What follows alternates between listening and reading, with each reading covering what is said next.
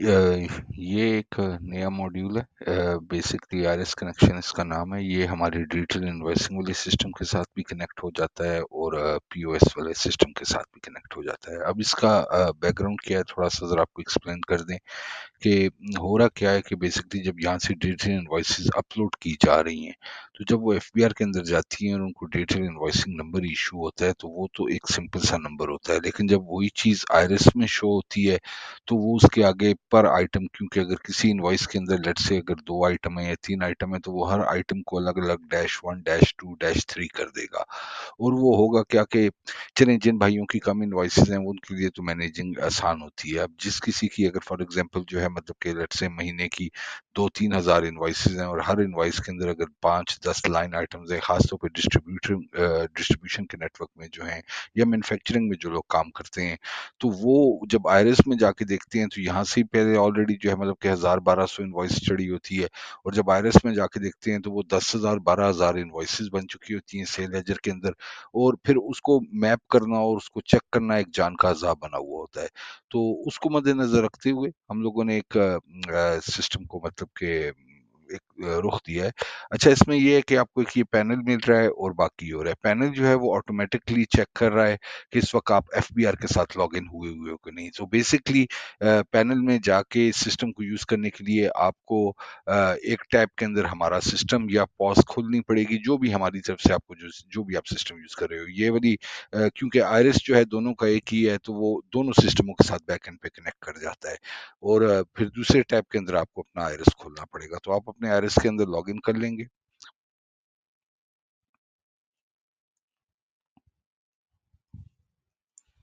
मैं उस आईडी से लॉगिन कर रहा हूँ जिसके अंदर कोई इन्फॉर्मेशन भी हो ताकि आपके साथ मैच की जा सके। अच्छा जी, ये बिल्कुल उसी तरह का सिंपल लॉगिन है जैसे आप अपने जो है मतलब कि नॉर्मल आईरिस में लॉगिन करते हैं। अच्छा, लॉगिन होने के बाद अब आपने और कुछ भी नहीं करना। अगर आप वापस अपने उसके ऊपर आएँगे, तो आप यहाँ पे देख सकते हैं कि नॉट लॉगिन का भी मैसेज आ रहा है। अगर मैं रिफ्रेश करता हूँ ब्रिज को और उसके बाद मैं दोबारा चेक करता हूँ, तो अब उसने डिटेक्ट कर लिया है कि मैं लॉगिन कर चुका हूँ और सिस्टम रेडी हो चुका है। ठीक है? अब उसके बाद जो है वो मुझे कह रहा है कि मेक श्योर कि एफपीआर का सर्वर रिस्पॉन्ड कर रहा हो, इसलिए लॉगिन के बाद हर हालत के अंदर जो है जाके अपने इनवॉइस मैनेजमेंट के अंदर सेल लेजर को अपनी प्रोफाइल में खोल लें। सो हम इनवॉइस मैनेजमेंट में जाते हैं और सेल लेजर को खोल लेते हैं। उससे ये है कि भाई अगर ये आपके सामने लोड होके आ जाता है, तो इसका मतलब है कि एफपीआर का सर्वर जो है मतलब वो एक्चुअली रिस्पॉन्ड कर रहा है, क्योंकि जो रेगुलर आइरिस को यूज करते हैं वो जानते हैं कि लॉगिन हो जाता है, लेकिन उसके बाद फिर आइरिस नेक्स्चर्स लोड नहीं होके जाते। तो वो क्योंकि ये दो डिफरेंट जो है मतलब कि सर्वर कनेक्ट कर रहे होते हैं, तो हम लोग मेक श्योर करना है कि ये वाला जो सर्वर का पोर्शन है, ये वाला पोर्शन जो है, ये वर्क बेंच जो है ये लोड हो रहा है। ये जब कर लिया, उसके बाद हम चेक करते हैं कि ये कनेक्ट कर रहा है आइरिस के साथ कि नहीं। हम यहाँ पे बटन दबाते हैं और उसने तीनों चीजों को मैच करके उसने कह दिया जी बिल्कुल कनेक्ट कर लिया है उसने, और अब वो डाउनलोड के लिए रेडी है। डाउनलोड के लिए रेडी होने के बाद अब हम लोग क्या कर रहे हैं, यहाँ पे हम डेट चूज कर सकते हैं। तो अगर मैं पैनल को शॉर्ट करूं, यहाँ पे मैं कोई भी अपनी मतलब कि किसी भी टाइम की डेट चूज कर सकता हूँ। बाय डिफॉल्ट इस वक्त 1 जनवरी 2026 से लेके 6 मार्च जो आज की डेट है जो है उसकी लगी हुई है डेट, और मैं अब डाउनलोड दबाता हूँ। जब मैं डाउनलोड करूंगा, तो वो खुद ही खुद मेरा सेल लेजर जो है इस टाइम का उसने मेरे एनेक्स्चर से डाउनलोड करके मेरे पास ऊपर ले आया है। ये आप देख सकते हैं, इस वक्त रात के 2:08 हो रहे हैं और 6 तारीख को मेरा लेजर डाउनलोड हो गया, जिसमें 36 रो थी। अब ये जो 36 रो हैं, इनको अगर मैं प्रीव्यू करना चाहूँ, तो मैं देख सकता हूँ कि भाई ये कौन सी रोज थी, जिनमें आप ये देख सकते हो ये सारी की सारी वो रोज हैं जो कि एफबीआर के लेजर के अंदर थी। इसका दूसरा, अगर मैं यहाँ पे आऊँ और जो एक्चुअल लेजर है एनेक्स्चर सी का, उसके अंदर आके, क्योंकि मैंने 1 जनवरी से किया था, सो मैं 1 जनवरी करता हूँ और उसके बाद 6 मार्च तक था। 6 मार्च तक करते हैं। हमें सेल्स चाहिए क्योंकि हम सेल लेजर में इंटरेस्टेड हैं, और अगर इसको मैं सर्च पे लेके जाता हूँ, तो ये आप देख सकते हैं जी 36 रिकॉर्ड्स फाउंड। सो बेसिकली इसके अंदर भी 36 रोए ही है, और ये सारी वही रोए हैं। अगर मैं इसको फुल पे ले जाऊं, तो ये आप देख सकते हैं सारा का सारा वही डेटा है। अभी आगे हम आगे मैच भी कर लेंगे, आपको समझ भी आ जाएगी। अच्छा खैर जी, ये अब हमारे पास फैचो के आगे है, हम इसको बैक में ले जाते हैं। सो हम लोग अभी इंटरेस्टेड हैं अपनी इस वाली फाइल के अंदर जो हमने अभी लेजर अपना किया है। अगर हमें ये पसंद आ रहा है, ये 36 रो वाला ठीक है, हमने इसको सेव शीट कर दिया। जब सेव करेंगे तो ये इस शीट में नीचे यहाँ पे शो होने लग जाएगा आपको। ये सेव्ड हो चुका है, अभी 2:09 के ऊपर मैंने सेव कर दिया। इसके अंदर 36 रोज हैं, डुप्लीकेट्स कितने हैं, एरर्स कितने हैं, ये अभी जो है जब हम प्रोसेस करेंगे तो हमें पता चलेगा। अगर हम प्रोसेस शीट पे जाते हैं तो अब वो ये कह रहा है कि जी हम रेडी हैं, आप प्रोसेस के लिए रन मैच का बटन दबाइए। हमने रन मैच का बटन दबाया, उसने सिस्टम के अंदर इसको रन किया है, प्रोसेस किया है इस बैच को, और उसको पता चल गया है कि इन 36 रो के अंदर एक्चुअली 9 इनवॉइसेस है और 36 आइटम्स थे। 100% हमारी मैपिंग कंप्लीट हो गई है।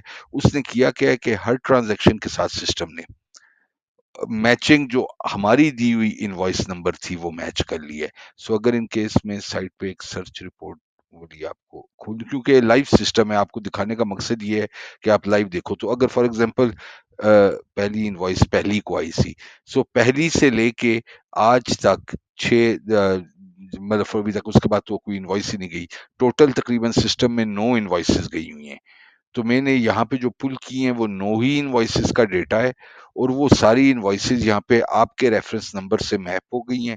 अच्छा, और अगर अब ये डेटा भी मैच हो गया है, अब जिस तरह इस इनवॉइस के अंदर 7 लाइन आइटम है, तो जब अगर मैं इस इनवॉइस की मैपिंग के ऊपर क्लिक करूँ, तो अब वो मुझे ये भी पता चल रहा है जो चीज़ें आपको नेक्स्ट ईयर में नहीं भी नज़र आती सेल लेजर में, क्योंकि अब हम अपने पास ले आए हैं, तो हम आपको आपको बेहतर तरीके से डेटा शो कर सकते हैं कि उस वैल्यू क्या है जो सेल लेजर की इनवॉइस बनती है, क्योंकि वहाँ पे जितनी भी उसकी आइटम्स है। अब देखिए ये 3271437 ये वाला आइटम जो है, अगर हम सेल लेजर में जाके देखें, या चलिए यहाँ से इनको इजी तरीके से सर्च करते हैं। फॉर एग्जांपल ये वाली अगर हम इनवॉइस कैप्चर करें सेल लेजर में,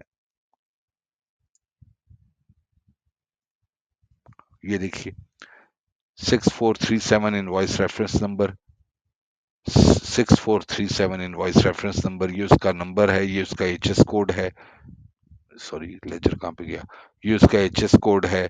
फिर उसके बाद उसकी जो डेट है, फिर उसके बाद जो वैल्यूज हैं, क्वांटिटी उसकी 1 है, यूनिट उसका, नाम क्या था, टैक्स कितना लगा, क्वांटिटी 1, टैक्स 18%, ये टैक्स की वैल्यू है। ये जितने टैक्स हैं इसका मतलब है ये सारी वैल्यूज मैच कर ली गई हैं और अब ये वैल्यू मैप हो गई है, ठीक है।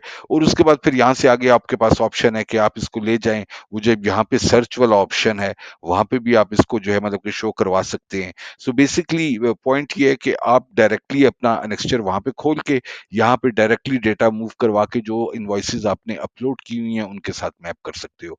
मेरे वो दोस्त या भाई जो कि कम इनवॉइसेस मतलब कि एक किस्म की जिनकी होती हैं, उनके लिए शायद ये चीज़ इतना मानी या इंटरेस्ट ना रखती हो।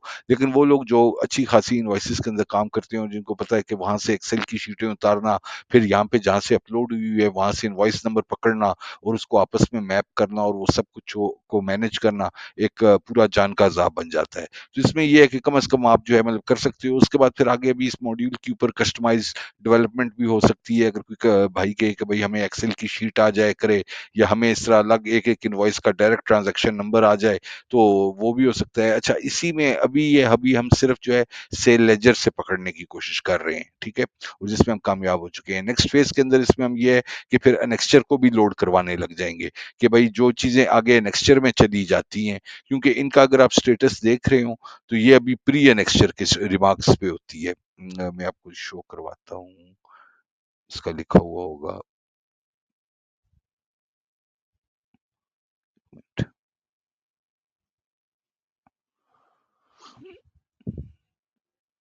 ये देखिए इनके रिमार्क्स प्री एनेक्स्चर होते हैं, ये भी एनेक्स्चर में गई नहीं है, ये सिर्फ सेल लेजर के अंदर शो हो रही है। तो ये एक पहला चेक है, ठीक है। उसके बाद इसमें दूसरा फेज वो भी डाला जा सकता है कि कब ये एनेक्स्चर में जब चली जाए तो वहां से भी डिटेक्ट कर ली जाए। सो बेसिकली आप हर वक्त सिर्फ आपने करना क्या है, अपने सिस्टम में यहाँ पे लॉग इन होना है, दूसरी साइड पे अपनी साथ वाली विंडो में आयरस खोलना है, लॉग इन होना है। उससे ये है कि कंफर्मेशन हो जाती है कि भाई हमारे पास आपका ना आयरस का लॉगिन होगा ना पासवर्ड होगा, वो आपको खुद ही लॉगिन होना पड़ा करेगा।